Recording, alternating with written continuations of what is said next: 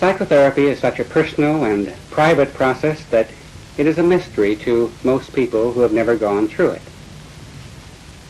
The following series is a unique effort that allows us to sit in on what is ordinarily a very private therapeutic experience. An actual patient was courageous enough and considerate enough to allow herself to be photographed while actually engaged in therapy with 3 different therapists. Thus, we are allowed the privilege of seeing and feeling what really transpires. A film series like this, in which 3 therapists, distinguished by their different orientations, share their therapeutic endeavors, has never been made before. We therefore wish to express our gratitude to Gloria, the patient, and to her therapists for allowing us to share in their therapeutic adventure. This series will be divided into 3 separate films. In the first film, we see Dr. Carl Rogers, founder of client-centered therapy, interviewing Gloria. In film number 2, Dr. Frederick Pearls, founder of Gestalt therapy, is working with her. And in film number 3, Dr. Albert Ellis, founder of Rational Emotive Therapy, is our therapist. Each therapist will first describe his system of therapy briefly. He will then demonstrate his work with Gloria, and then he will comment briefly on his work. Now, here's Dr. Carl Rogers. From my own years of therapeutic experience, I've come to feel that if I can create the proper climate, the proper relationship, the proper conditions, a process of therapeutic movement will almost inevitably occur in my client. You might ask, what is this climate? What are these conditions? Will they exist in the interview with the woman I'm about to talk with, whom I've never seen before? Well, let me try to describe very briefly what these conditions are as I see them. First of all, one question is, can I be real in the relationship? This has come to have an increasing amount of importance to me over the years. I feel that genuineness is another way of describing the quality I would like to have. I like the term congruence, by which I mean that what I'm experiencing inside is present in my awareness and comes out through my communication. In a sense, when I have this quality, I'm all in one piece in the relationship. There's another word that describes it for me. I feel that in the relationship, I would like to have a transparency. I would be quite willing for my client to see all the way through me, that there would be nothing hidden. And when I'm real in this fashion that I'm trying to describe, then I know that my own feelings will often bubble up into awareness and be expressed, but be expressed in ways that won't impose themselves on my client. Then the second question I would have is, will I find myself prizing this person, caring for this person? I certainly don't want to pretend a caring that I don't feel. In fact, if I dislike my client persistently, I feel it's better that I should express it. But I know that the process of therapy is much more likely to occur and constructive change is much more likely if I feel a real spontaneous prizing of this individual with whom I'm working, a prizing of this person as a separate individual. You can call that quality acceptance, you can call it caring, you can call it a non-possessive love if you wish. I think any of those terms tend to describe it. I know that the relationship will prove more constructive if it's present. Then the third quality, will I be able to understand the inner world of this individual from the inside? Will I be able to see it through her eyes? Will I be able to be sufficiently sensitive to move around inside the world of her feelings so that I know what it feels like to be her, so that I can sense not only the surface meanings but some of the meanings that lie somewhat underneath the surface. I know that if I can let myself sensitively and accurately enter into her world of experience, then change and therapeutic movement are much more likely. Well, suppose I am fortunate and that I do experience some of these attitudes in the relationship, what then? Well, then a variety of things are likely to happen, both from my clinical experience and from our research investigations. We find that if attitudes of the sort that I've described are present, then quite a number of things will happen. She'll explore some of her feelings and attitudes more deeply. She's likely to discover some hidden aspects of herself that she wasn't aware of previously. Feeling herself prized by me, it's quite possible she'll come to prize herself more. Feeling that some of her meanings are understood by me, then she can more readily perhaps listen to herself, listen to what's going on within her own experience, listen to some of the meanings she hasn't been able to catch before. And perhaps if she senses a realness in me, she'll be able to be a little more real within herself. I suspect there will be a change in the manner of her expression. At least this has been my experience in other instances.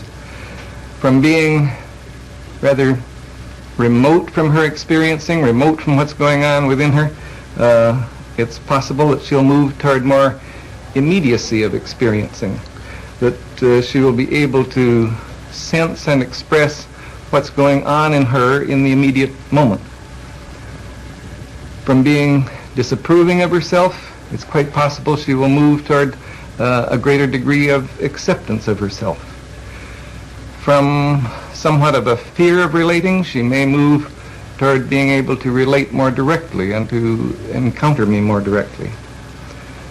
From construing life in somewhat rigid black and white patterns, she may move toward more tentative ways of construing her experience and of seeing the meanings in it. From a locus of evaluation which is outside of herself, it's quite possible she will move toward recognizing a greater capacity within herself for making judgments and drawing conclusions. So those are some of the changes that, if I have any success in creating the kind of conditions that I described initially, then we may be able to see some of these changes in this client, even though I know in advance that our contact is going to be very brief.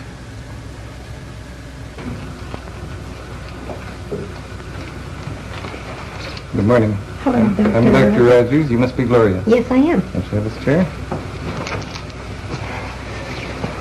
Well, we have half an hour together, and I really don't know what we'll be able to make of it, but I hope we can make something of it. I'd be glad to know whatever concerns you. Well, right now I'm nervous, but I feel more comfortable the way you're talking in a low voice, and I don't feel like you'll be so harsh on me. But, I hear the tremor in your voice, so you are uneasy. well, the main thing I want to talk to you about is I'm just newly divorced, and I had gone in therapy before, and I felt comfortable when I left. And all of a sudden now, the biggest change is adjusting to my single life. And one of the things that bother me the most is especially men and having men to the house and how it affects the children. And the biggest thing the thing that keeps coming to my mind I want to tell you about is I have a daughter 9 who at one time I felt I had a lot of emotional problems. I wish I could stop shaking. And I'm real conscious of things affecting her. I don't want her to get upset. I don't want to shock her. I want so bad for her to accept me. And we're real open with each other, especially about sex. And the other day she saw a girl that was single but pregnant, and she asked me all about, can girls get pregnant if they're single? And the conversation was fine, and I wasn't on at ease at all with her until she asked me if I'd ever made love to a man since I'd left her daddy. And I lied to her. And ever since that, it keeps coming up to my mind because I feel so guilty lying to her because I never lie and I want her to trust me. And I almost want an answer from you. I want you to tell me if it will affect her wrong if I told her the truth or what.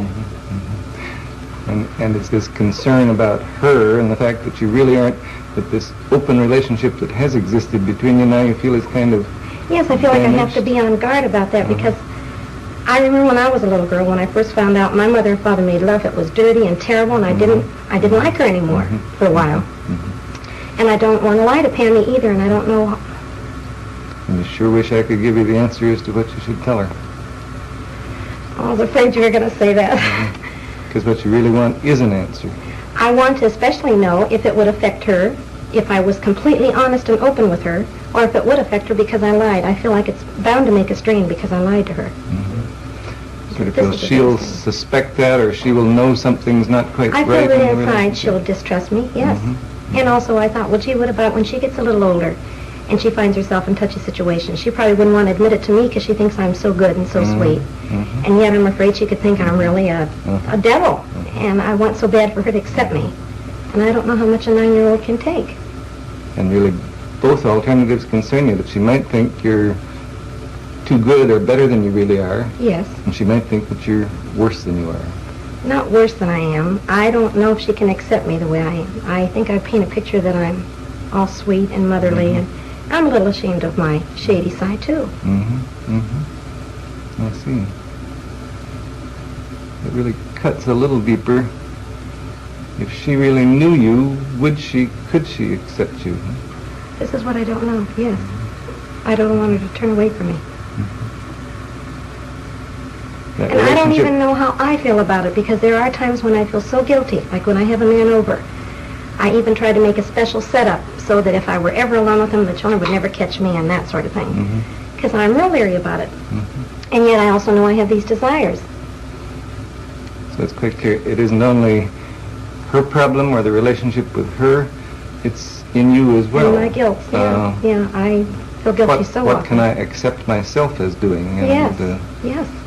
And you realize that you set up sort of subterfuges so as to make sure that you're not caught or something. You realize that you are acting from guilt, is that? Yes. I don't like the way. I would like to feel comfortable with whatever I do. If I choose not to tell Pammy the truth, to feel comfortable that she can't handle it, and I don't. I want to be honest, and yet I feel there are some areas that I don't even accept. And if you can't accept them in yourself, how could you possibly be comfortable in telling them to her? Right. And yet, as you say, you do have these desires and you do have your feelings, but you don't feel good about them. Right. And I have a feeling you're just going to sit there and let me stew in it, and I want more. I want you to help me get rid of my guilt feeling. If I can get rid of my guilt feeling about lying or going to bed with a single man, any of that, just so I can feel more comfortable. And I guess I'd like to say, no, I don't want to let you just stew in your feelings, but on the other hand, I also feel that this is the kind of very private thing that I couldn't possibly answer for you, but I sure as anything will try to help you work toward your own answer. I don't know whether that makes any sense to you, but I mean it. Well, I appreciate you saying that. You sound like you mean it.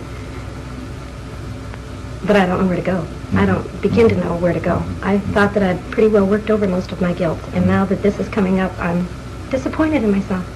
I really am. I like it when I feel that no matter what I do, even if it's against my own morals or my upbringing, that I can still feel good about me. And now I don't. Like, there's a girl at work who sort of mothers me. And I think she thinks I'm all sweet. And I sure don't want to show my more ornery, devilish side with her. I want to be sweet. And it's so hard for me this all seems so new again. And it's so disappointing. Yeah, I get the disappointment that here, a lot of these things you thought you'd worked through, and now the guilt and a feeling that only a part of you is acceptable to anybody else. Yes. That keeps coming out.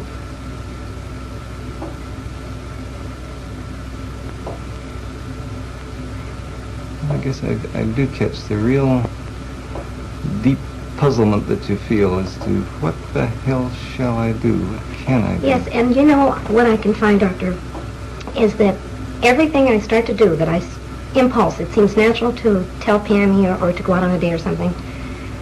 I'm comfortable until I think how I was affected as a child. And the minute that comes up, then I'm all haywire. Like, I want to be a good mother so bad, and I feel like I am a good mother. But then there's those little exceptions. Like my guilt's with working. I want to work, and it's so fun having extra money. I like to work nights. The minute I think I'm not being real good to the children or giving them enough time, then I start feeling guilty again. Then that's when it's a, what do they call it? A double bind. That's just what it feels like. I want to do this, and it feels right, but after all, I'm not being a good mother, and I want to be both.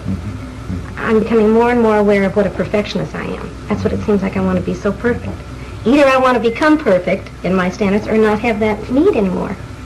Or I guess I hear it a little differently, that what you want is to seem perfect.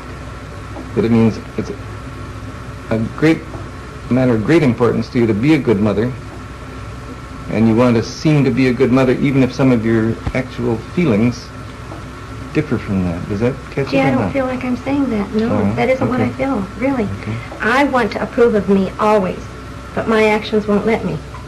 I want to approve of me. I think... I realize you... All right, because I'd like to understand that.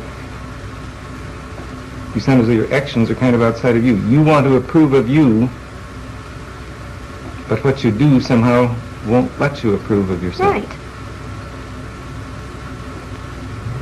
Like, I feel that I can approve of myself regarding, for example, my sex life. This is the big thing. If I really fell in love with a man and I respected him and I adored him, I don't think I'd feel so guilty going to bed with him, and I don't think I'd have to make up any excuses to the children because they could see my natural caring for him.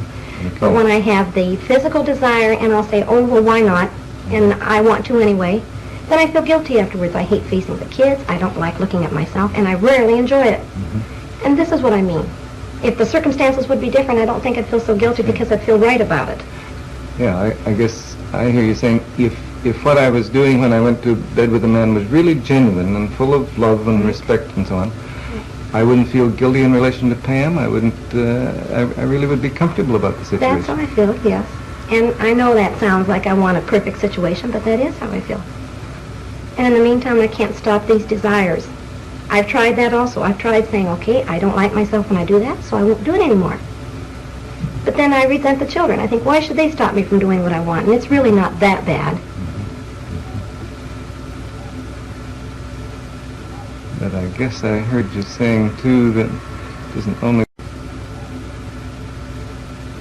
But I guess I heard you saying, too, that it isn't only the children, that you don't like it as well when it really isn't I'm right. sure I know that's it, probably even more so than I'm aware of.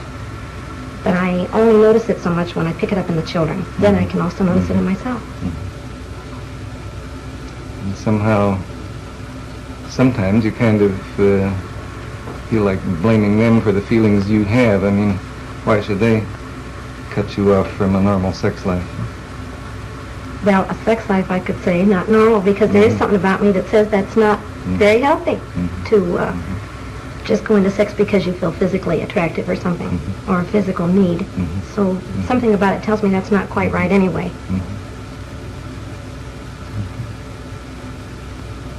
So that you feel really that at times you are acting in ways that are not in accord with your own inner standards. Right, right.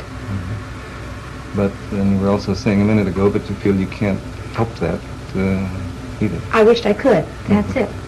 And I can't. Now I feel like I can't control myself as well as I could have before for a specific reason. Now I can't. I just let go, and there's too many things I do wrong that I have to feel guilty for, and I sure don't like that.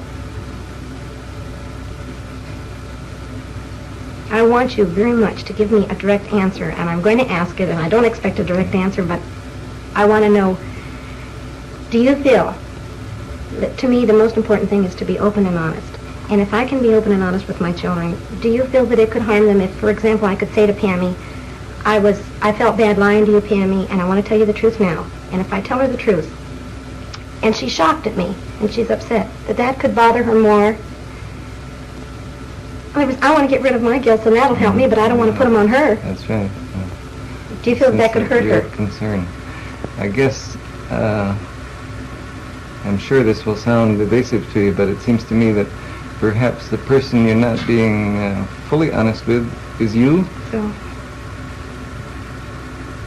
Because I was very much struck by the fact that you were saying, if I feel all right about what I've done, whether it's going to bed with a man or what, if I really feel all right about it, then I don't have any concern about what I would tell Pam or my relationship with her.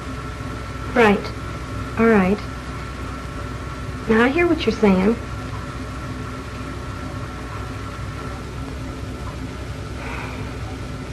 Then all right, then I want to work on accepting me then. I want to work on feeling all right about it. But that makes sense, that'll come natural, and then I won't have to worry about Pammy. Mm-hmm. But when things do seem so wrong for me and I have an impulse to do them, how can I accept that? What you'd like to do is to feel more accepting toward yourself when you do things that you feel are wrong. Is that right? Right.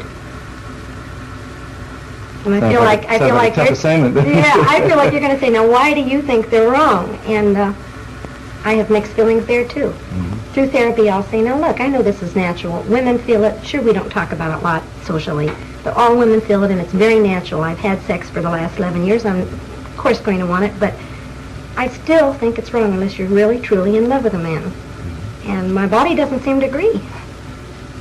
And so I don't know how to accept it. Sounds like a triangle to me, doesn't it? You feel that I, or therapists in general, or other people say, it's all right, it's natural enough, go ahead. And I guess you feel your body sort of lines up on that side of the picture. But something in you says, but I don't like it that way, not unless it's really right. Right.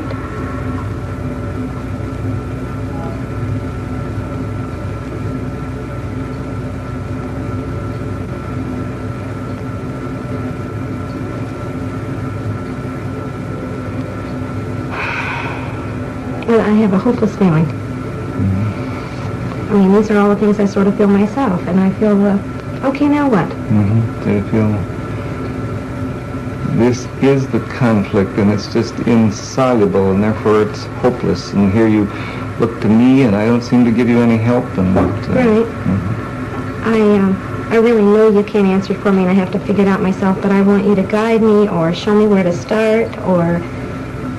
so it won't look so hopeless. Mm-hmm. Mm-hmm. I know I can keep living with this conflict, and I know eventually things would work out, but I like feeling more comfortable with the way I live. Mm-hmm. Mm-hmm. And I'm not. One thing I might ask, what is it you wish I would say to you? I wish you would say to me to be honest and take the risk that Pammy's going to accept me. And I also have a feeling if I could really risk it with Pammy, of all people, that I'd be able to see, here's this little kid that can accept me, and I'm really not that bad. If she really knows what a demon I am and still loves me and accepts me, it seems like it would help me to accept me more, like it's really not that bad. I want you to say, to go ahead and be honest. But I don't want the responsibility that it would upset her. I see. That's where I don't want to take responsibility for it. Yeah. You know very well what you'd like to do in the relationship. You would like to be yourself, and you'd like to have her know that you're not perfect, and you do things that maybe even she wouldn't approve of, and that you disapprove of to some degree yourself. But that somehow she would love you and accept you as an imperfect person. Yes. Like, I wonder if my mother had been more open with me, maybe I wouldn't have had such a narrow attitude about sex. If I would have thought that she could be, pretty sexy and ornery and devilish too, but I wouldn't look at her as being such a sweet mother, that she could also be the other side. But she didn't talk about that. And maybe that's where I got my picture. I don't know. But I want Pammy to see me as a full woman, but also accept me. You don't sound so uncertain. I don't? What do you mean? What I mean is, you've been sitting there telling me just what you would like to do in that relationship with Pam. I would, but I don't want to quite take the risk of doing it unless an authority tells me that... It's, I guess one thing that I feel very keenly is, it's an awfully risky thing to live.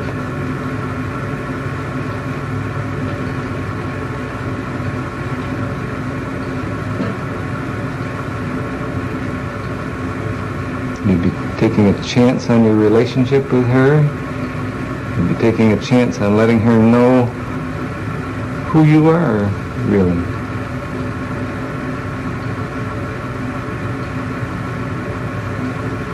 Yeah, but then if I don't take the chance, if I feel loved and accepted by her, I'm never going to feel good about it anyway.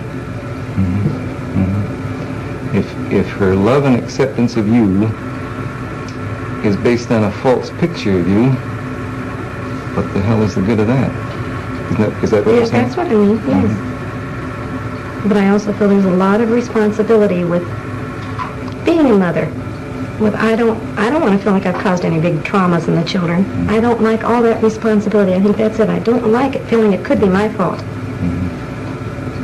I guess that's what I meant when I said life is risky. It's to take the responsibility for being the person you would like to be with her is a hell of a responsibility. It is. A very frightening one. And I look at it two ways. I like to see myself as being so honest with the kids, and really being proud of myself, though, that no matter what I told them or no matter how bad they might think I was honest. And down deep, it's going to be a much more wholesome relationship. And yet, I get jealous of, like, when they're with their daddy. I feel he's more flip. He's not quite as real. He's not quite as honest. But nevertheless, they see a sweet picture of their dad. He's all goodness and light. And I'm envious of that, too. I want them to see me just as sweet as they see him. And yet I know he's not quite as real with them. So it seems like I've got to swap the one for the other. And I know this is really what I want the most, but I miss some of that glory. Yeah. You sort of feel, I want them to have just as nice a picture of me as they have of their dad, and if his is a little phony, then maybe mine will have to be too. I think that's putting it a little too strongly. But that's close. That is what I mean. So, I know she can't have that neat a picture of me if I were honest. Besides that, I do feel I'm a little more ornery than their dad anyway, so I'm likely to do more things that they disapprove of. Sounds like you really find it quite hard to believe that they would really love you if they knew you. That's right. That's exactly it. Before therapy, I know she can't have that neat a picture of me if I were honest. Besides that, I do feel I'm a little more ornery than their dad anyway, so I'm likely to do more things that they disapprove of. Sounds like you really find it quite hard to believe that they would really love you if they knew you. That's right. That's exactly it. Before therapy, I would have definitely chosen the other area. I'm going to get respect from them no matter what, even if I have to lie. I see. Well, right now, I know that's not true. And I'm not positive they'll truly accept me. Something tells me they will. I know they will, but I'm not positive. I want reassurance. I keep wanting these things. Now you're in kind of a no man's land of probably shifting from one point of view toward them to another, but boy, you'd sure like somebody to say, that's right, you go ahead and do it. Yes, that's why I get encouraged when I read in a book from somebody I respect and admire, that this is the right thing, no matter what, honesty will win out. Well, then that keeps giving me confidence, by gosh, I'm right. But it's so damn hard to really choose something on your own, isn't it? Which makes me feel very immature. I don't like this in me. I wish I were grown up enough or mature enough to make my decisions and stick by them. But I need somebody to help me on, somebody to push me.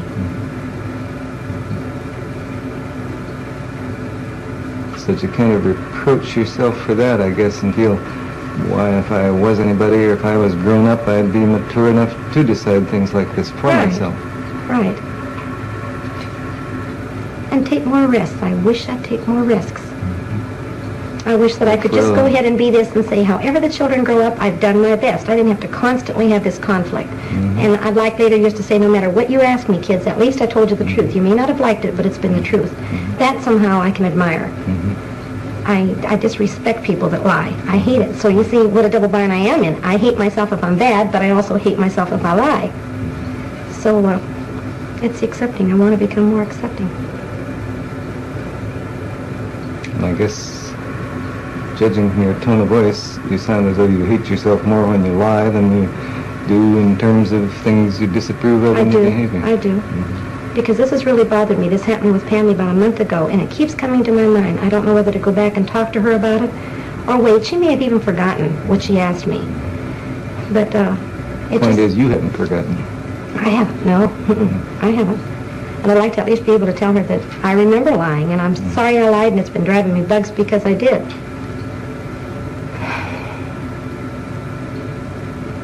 I do. Now I feel like now that's solved, and I didn't even solve the thing, but I feel relieved. I do feel like you've been saying to me, you're not giving me advice, but I feel like you're saying you really want to, you know what pattern you want to follow, Gloria, and go ahead and follow it. I sort of feel a backing up from you. I guess the way I sense it is, you've been telling me that you know what you want to do, and yes, I do believe in backing up people in what they want to do. It's just a little different slant than the way it seems to you. Are you telling me? You see, one thing that concerns me is it's no damn good you're doing something that you haven't really chosen to do. That's why I'm trying to help you find out what your own inner choices are. But then there's also a conflict there because I'm not really positive what I want to do. The lying part, yes, but I'm not positive what I want to do when I go against myself. Sure. Like when I bring a man to the house, I'm not sure I want to do that. If I feel guilty afterwards, I must not have really wanted to. And I'm interested that you say, I'm not just sure which words you use, but you don't want it, you don't like yourself or you don't approve of it when you do something against yourself. Yes.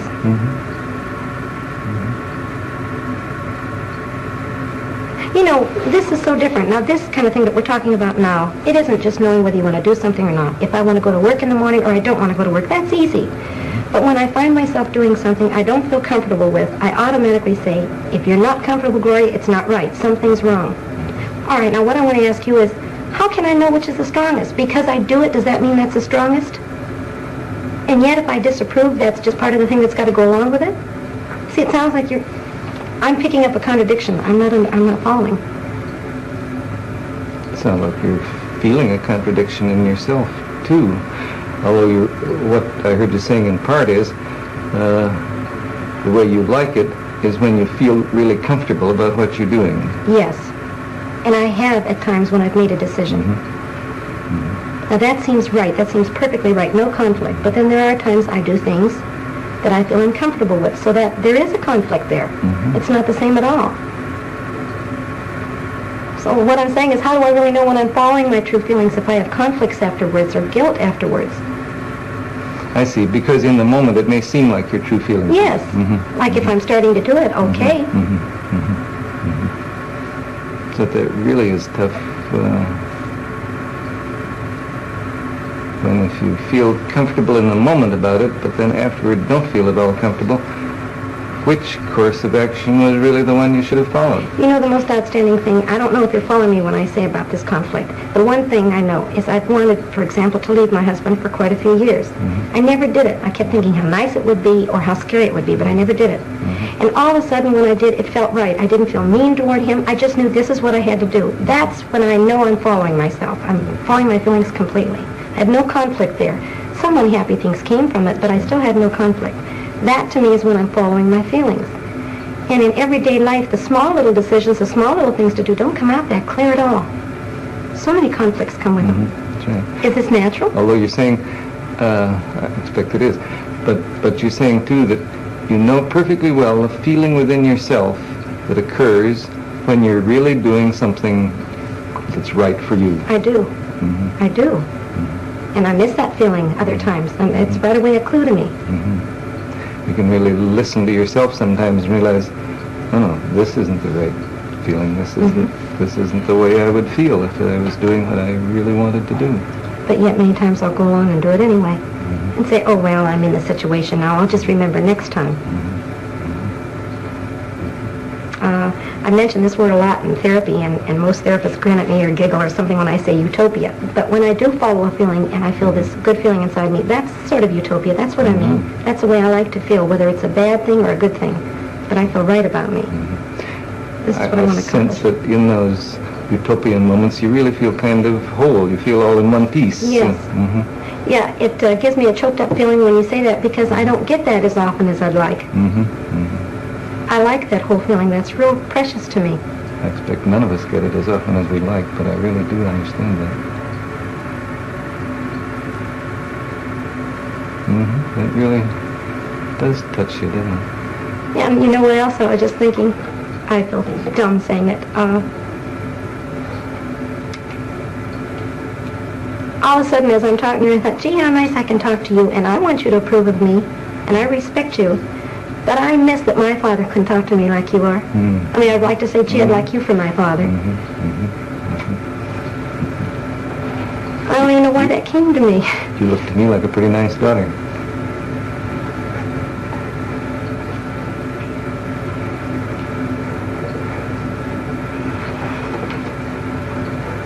But you really do miss the fact that you couldn't be open with your own dad. Yeah, I couldn't be open, but I want to blame it on him. I think I'm more open than he'd allow me. He would never listen to me talk like you are. And not disapprove or not lower me down. I thought of this the other day. Why do I always have to be so perfect? I know why. He always wanted me to be perfect. I always had to be better. And, I miss that. You're just trying like hell to be the girl he wants you to be. And at the same time rebelling. Sure. Like I almost gloated writing him a letter the other day and telling him I'm a waitress, which I expect him to disapprove of. I go out at nights, and I almost gloated, hitting him back like, now, how do you like me? And yet I rarely want acceptance and love from him. I mean, I know he loves me. So you slap at him and say, this is what I am now, see? Yeah. But you raised me. How do you like it? But you know what I think I want him to say? I knew this was you all along, honey, and I really love you. I guess you really feel badly that you think there's very little chance he'll say that. No, he won't.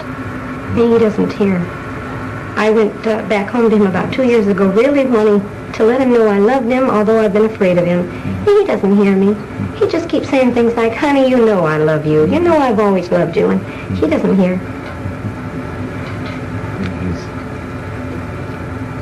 Never really known you and loved you, and this somehow is what brings the tears inside. I don't know what it is. You know. He's never really known you and loved you, and this somehow is what brings the tears inside. I don't know what it is. You know, when I talk about it, it feels more flip. If I just sit still a minute, it feels like a great big hurt down there that I feel cheated. It's much easier to be a little flip, because then you don't feel that big lump inside of hurt. And again, that's a hopeless situation. I tried working on it, and I feel it's something I have to accept. My father just isn't the type of man I'd really like. I'd like somebody more understanding and caring. He cares, but not in a way that we can cooperate or communicate. But you feel, nope, I am permanently cheated.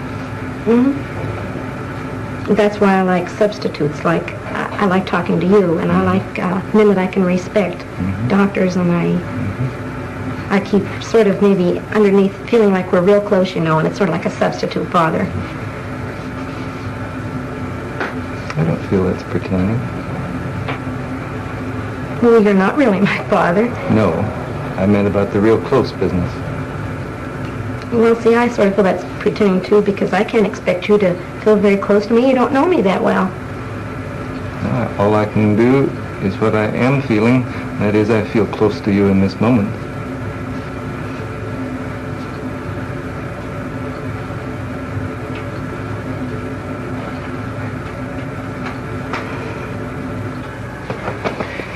In spite of feeling initially the artificiality of the situation, and particularly the hot lights, I very quickly became oblivious to the outside situation, and I think that Gloria did too.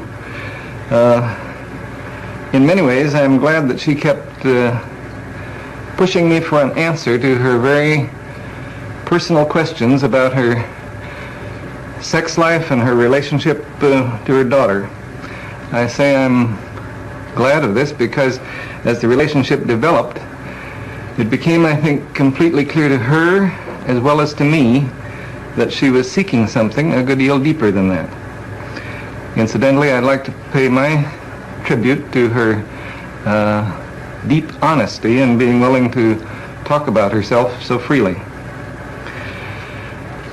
Although every individual is entirely unique, and in this respect I was definitely unprepared for and sometimes surprised by the material she brought up, still in another sense this was very typical of my experiences in therapy. When I'm able really to let myself enter into a relationship, and I feel that this was true in this instance, then I find myself not only being increasingly moved by being in touch with the inner world of my client, but I find myself bringing out of my own inner experience statements which seem to have no connection with what's going on, but which usually prove to be or prove to have a very significant relationship to what the client is experiencing. I felt there were one or two incidents of this kind in this brief interview. I was genuinely moved, I probably showed it, by the fact that she told me near the end of the contact that she saw me as the father she would like to have. My reply was also a thoroughly spontaneous one, that she seemed to me like a pretty nice daughter. I guess I feel that we're only playing with the real world of relationships when we talk about such an experience in terms of transference and countertransference. I feel quite deeply about that. I want to say, yes, we can put this experience into some such highly intellectualized framework, but when we do that, it completely misses the point of the very immediate I-thou quality of the relationship at such moments. I felt that Gloria and I really encountered each other, and that in some small but I believe lasting way, we were each of us enriched by the experience. I'm saying these things almost immediately after the conclusion of the interview, and as is characteristic of me, there are not more than one or two statements or incidents which I recall from the interview. I simply know that I was very much present in the relationship, that I lived it in the moment of its occurrence, and I realize that after a time I may begin to remember it too. But at the present time I really have a very non-specific memory of the whole interview. I'll try to look at it though a little bit more from an intellectual rather than a strictly feeling point of view. Gloria showed what I've come to feel are characteristic elements of therapeutic movement. In the first part of the interview, she was talking about her feelings, and they were past feelings. She was talking about aspects of her behavior and of herself as if she didn't quite own them. She was looking outside herself for a center or locus of evaluation, some source of authority. She saw some of the things she was talking about in fairly black and white fashion. By the end of the interview, she was experiencing her feelings in the immediate moment, not only as evidenced by her tears, but by her ability to express very directly and with immediacy her feelings toward me. She was also much more aware of her ability to make her own judgments and choices. I guess, put in terms that have become somewhat commonplace, you could say that she moved from the there and then of her life to the here and now of elements that she was discovering in herself and feelings which she was experiencing in the moment in her relationship with me. All in all, I feel good about the interview. I guess I feel good about myself in the interview. And like Gloria, I feel very real regret that the relationship cannot continue.